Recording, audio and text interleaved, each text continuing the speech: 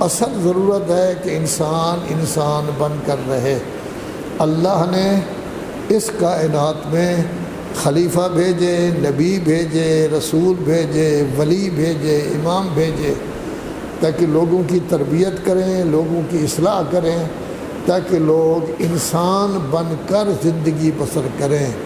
جو انسان بن کر زندگی بسر کرتا ہے اس کی زندگی بڑی بلند مرتبہ ہوگی۔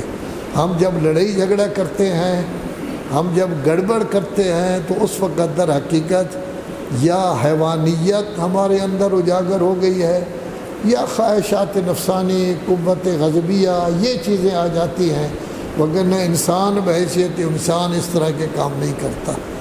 پھر فخر ہے آپ لوگوں کے لیے، کلمہ گو مسلمانوں کے لیے، کہ اللہ تبارک و تعالی نے آپ کے لیے ایسا نبی بھیجا جو تمام انبیاء کا سردار ہے، اور اس کے بعد نبوت ہی ختم ہو گئی۔ یعنی آخری نبی جس کے زمانے میں تکمیل دین ہوئی، آخری نبی جس کے زمانے میں اتمام نعمت ہوئی، آخری نبی جس کے زمانے میں اللہ نے فرمایا وَرَضِيتُ لَكُمُ الْإِسْلَامَ دِينًا۔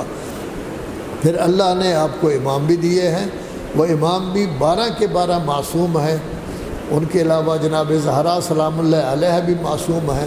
تو گویا آپ کے لیے سیرت موجود ہے رسول اعظم کی۔ ہمارے برادران اہل سنت کے لیے سیرت صرف 23 سال ہے، 23 سال بس۔ ہمارے لیے سیرت جو ہے وہ 255 سال ہے، 255 سال نہیں بلکہ پہلے جو 13 سال ہیں وہ بھی اس کے اندر شامل کریں، اور اس کے بعد جو ہے جو 40 سال پہلے ہیں وہ بھی شامل کریں، تو 285-86 سال بن جاتے ہیں۔ ہمارے سامنے رسول اعظم اور معصومین کی سیرت موجود ہے، تو ہمارے اندر انسانیت زیادہ اجاگر ہونی چاہیے۔ انسانیت اجاگر کیوں نہیں ہوتی؟ ہم انسان بن کر زندگی بسر کیوں نہیں کرتے؟ ہم گڑبڑ کیوں کرتے ہیں؟ کبھی تکبر کی وجہ سے، کبھی حسد کی وجہ سے، اسی طرح اور چیزیں بھی ذکر کی گئی تھیں، اور آج کل ذکر ہو رہا تھا طول العمل۔ امید ہماری بڑی لمبی ہوتی ہے۔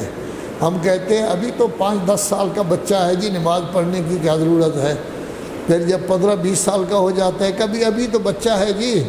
پھر جب جوانی آ جاتی ہے، جوانی دیوانی ہوتی ہے، اس میں دیوانہ رہتا ہے۔ جب بڑھاپا آ جاتا ہے، کسی کام کا نہیں رہتا، ہماری طرح بوڑھا ہو جاتا ہے، کام کا ہی نہیں رہتا، پھر جناب نیکی۔ بھیڑیا بھی جب بوڑھا ہو جاتا ہے وہ بھی نیک ہو جاتا ہے، کبھی شکار نہیں کرتا۔ تو بھیڑیا اور ہم میں کیا فرق ہے؟ وہ بھی شکار نہیں کرتا، بڑھاپے میں ہم بھی شکار نہیں کرتے۔